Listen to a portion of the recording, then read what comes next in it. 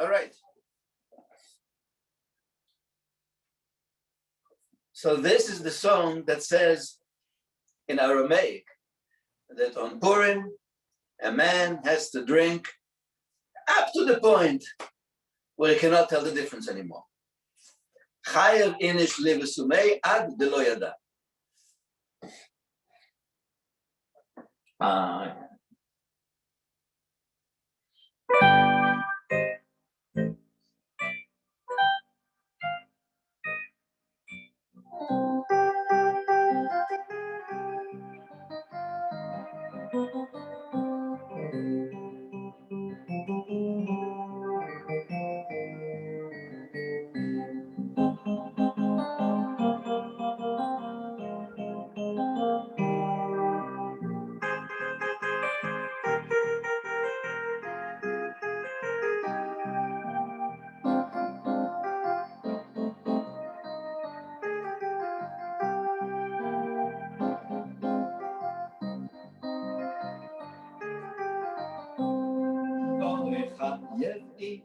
Livesumei,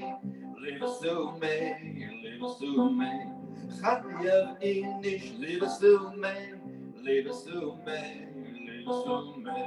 Ada de lo yada, ada de lo yada, de lo yada. Ada de lo yada, ada de lo yada, de lo yada.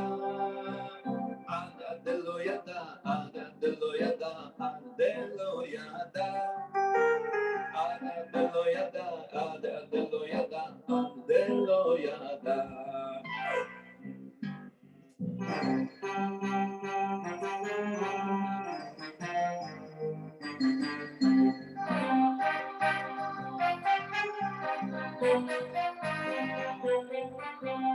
Ada de lo yada, ada de lo yada, de lo yada.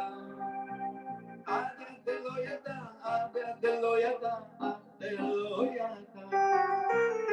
Ada de lo yada, ada de lo yada, de lo yada. Ada de lo yada, ada de lo yada, de lo yada.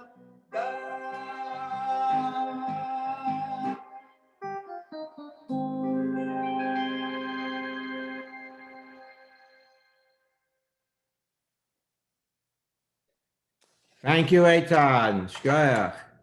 Okay, welcome. Thanks for reminding us that Purim's coming.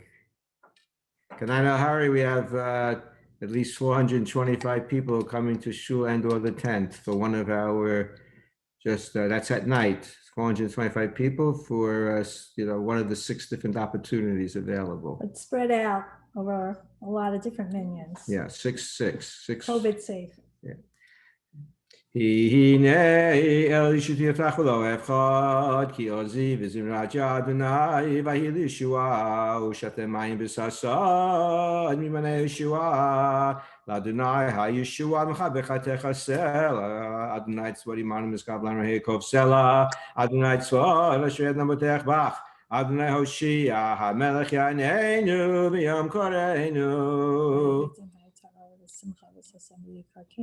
היהודים היית אורה בשמחה בששון מקרקעין תהיה לנו כוס ישועות עשהו בשם אדוני אקרא סברי מענן רבנן רבותיי ברוך אתה אדוני אלוהינו מלך העולם בורא פרי הגפן ברוך אתה אדוני אלוהינו מלך העולם בורא מיני בשמים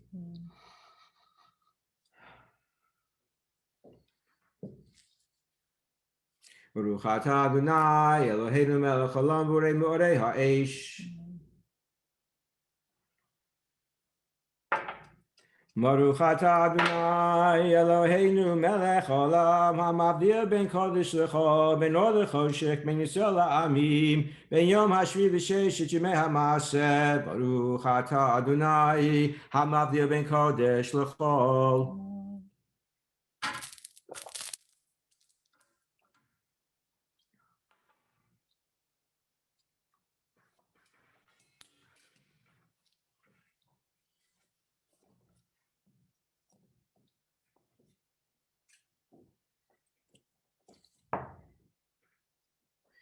There's one or two ways, maybe more, of relating to the story I share with you tonight.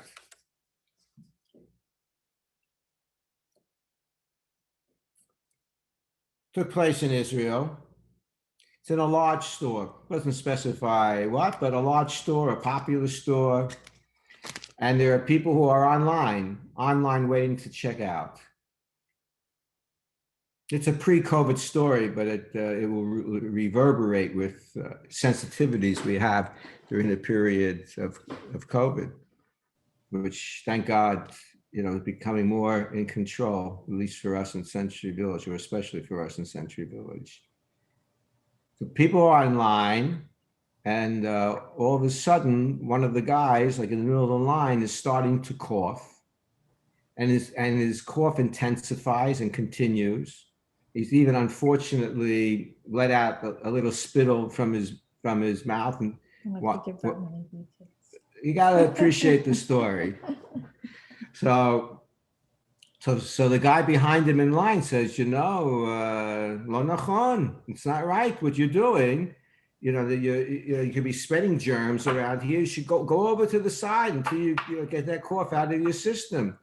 So he does that. He goes off to the side, and he stays there. In the meantime, he's still coughing. In the meantime, this fellow, we'll call him Naphtali, it's his turn to check out.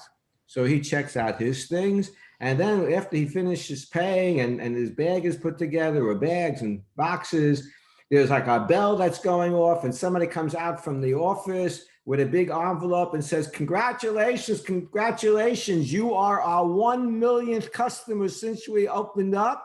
And inside this envelope is a minimum of 24,000 shekel coupons that you could use for anything in our store with no expiration date. That's why I go to stores so often. Okay. That hasn't happened yet. You could imagine what our friend coughing on the sideline is saying, hey, my buddy, Naphtali, you took my spot. Because you told me to step out of the line, and come back when I'm finished coughing, but you checked out one person too early. I was supposed to check out. I was supposed to be the millionth customer. So that money really should be mine. What do you say? Yes? No? Strong?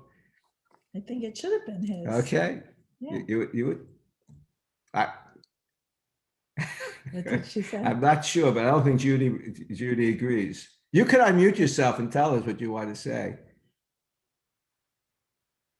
If Hashem wanted you to win the money, he wouldn't have let you start coughing.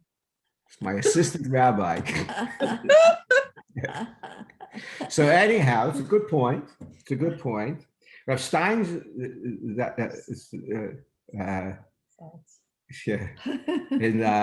in responding to the question, recalled a story that the Chafetz Chaim judged. Okay, another case that came to the request of the Chafetz Chaim to render a halachic decision.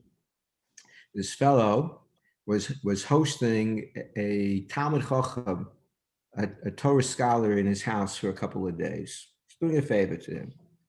And in that particular area where they were, the lotteries that we have a lot of lotteries today, but even going back, there were lotteries. There weren't necessarily weekly lotteries, but in communities, sometimes they would have these lotteries to win a big cash prize.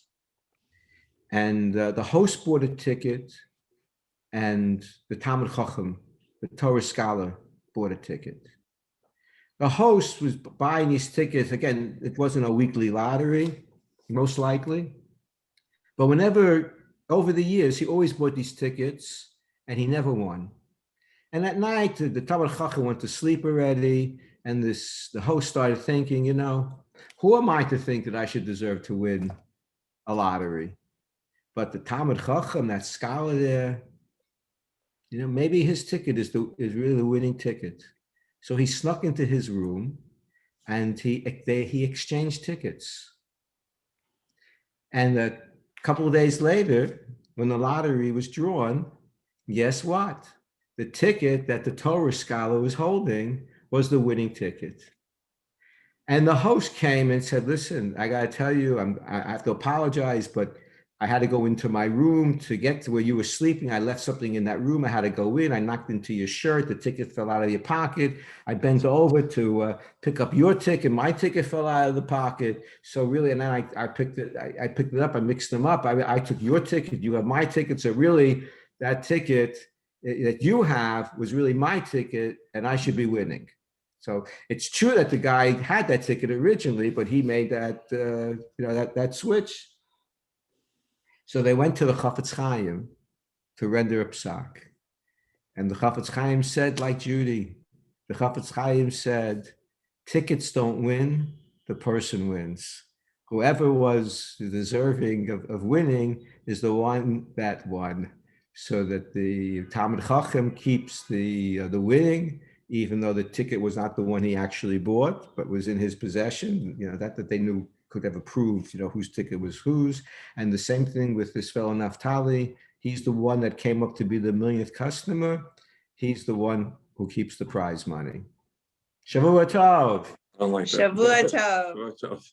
What'd you say, Keith? You don't like that ending? No.